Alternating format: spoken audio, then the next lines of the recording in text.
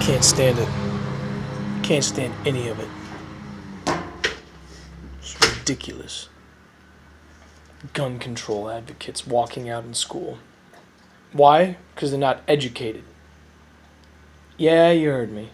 I'm a bald, 25-year-old guy who never went to college. I'm telling you, you're not educated.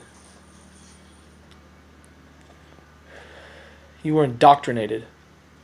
You're going out there and you're marching to protest to have your rights taken away in support of the school, which means that the government-supported position is that they want to take your rights away.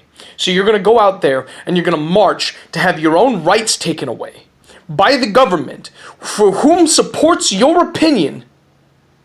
Why? Have you ever stopped to think about that?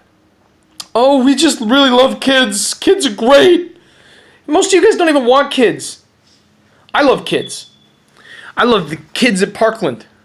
I've donated. I've prayed. I've gotten down on my hands and knees. I've done volunteer work.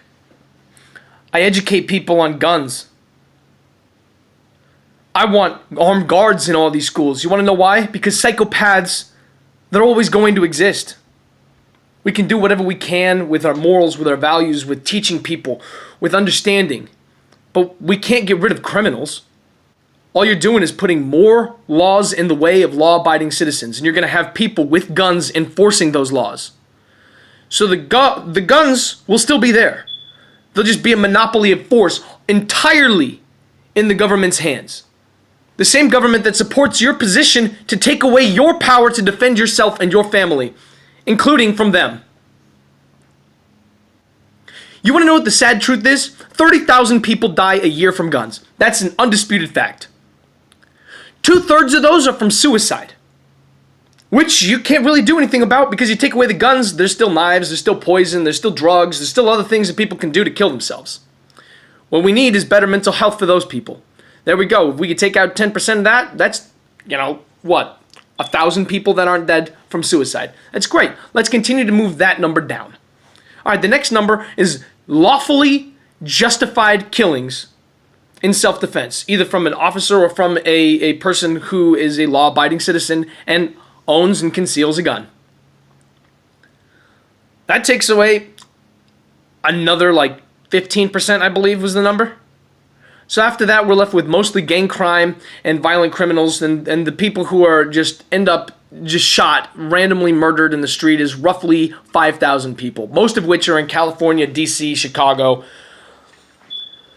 So you want to talk about that number? Yeah, we can bring that number down, absolutely. But what we have to do is we have to talk about values. We have to inculcate people with feelings of moral duty to their neighbors. That's the only way to get rid of that. Now let's talk about something that they don't want you to know.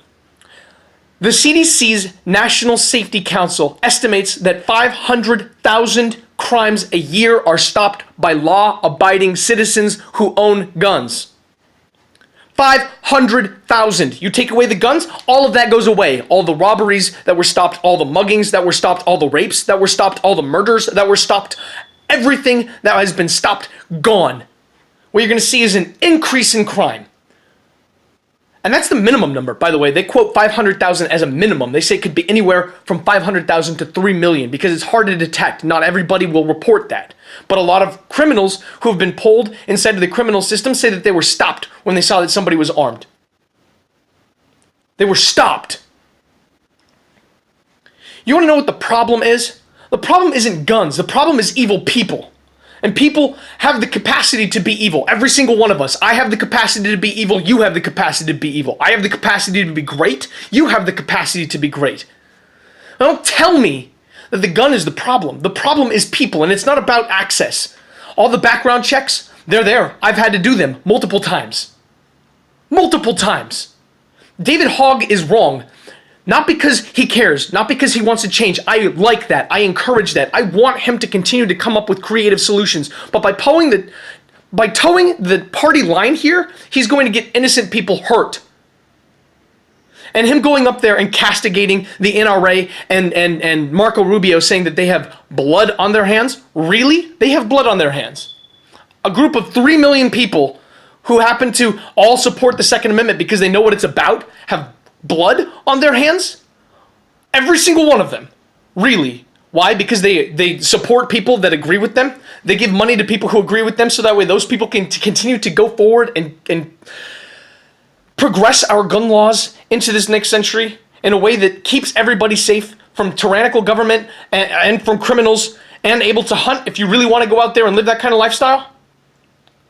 Really? Because the abortion mill, the NRA is pretty much the only gun lobby that's out there. But the abortion lobby gives about the same amount of money. I'm not going out there and calling Democratic senators, people with children's bloods on their hand. Because they're being supported for something they believe in. I don't believe in that. I think that they're children and they shouldn't die. But that doesn't mean that these other people don't have the right to express their opinion and to put their money where people believe in. That's their right. So now that I've dismantled that entire thing, tell me where I'm wrong. Come at me. Show me your facts. Show me your statistics. I'm going to just debunk one more right now that's been going out there. In 1996 or whatever, when they finally did their assault weapons ban that went until 2004, and everybody's saying, oh, there was a significant drop in mass shootings and in crime. No, there wasn't. What they're doing is they're distorting the facts. They're telling you that mass shootings are 6+, so of course there's going to be a 33% decrease. Why wouldn't there be? When the national actual allocation of that data is 4+ for a mass shooting. And if you actually go back and you put it at 4+ for the mass shootings, there is complete consistency between the periods of the assault weapons being banned and the periods where they were available. There is no discrepancies. It's entirely consistent along with the violent crime trend, which, by the way, is on a downturn. And more people have bought guns in the last decade than they have the previous decade before. And yet violent crime is on a downtick. Why do you think that is? Mass shootings are on a downtick. Why do you think that is? You have to be responsible, and you have to understand the things that you're talking about. Unfortunately, the education service has done you a disservice because they didn't educate you. They didn't teach you to think for yourself. You know what you ought to do? Read a book.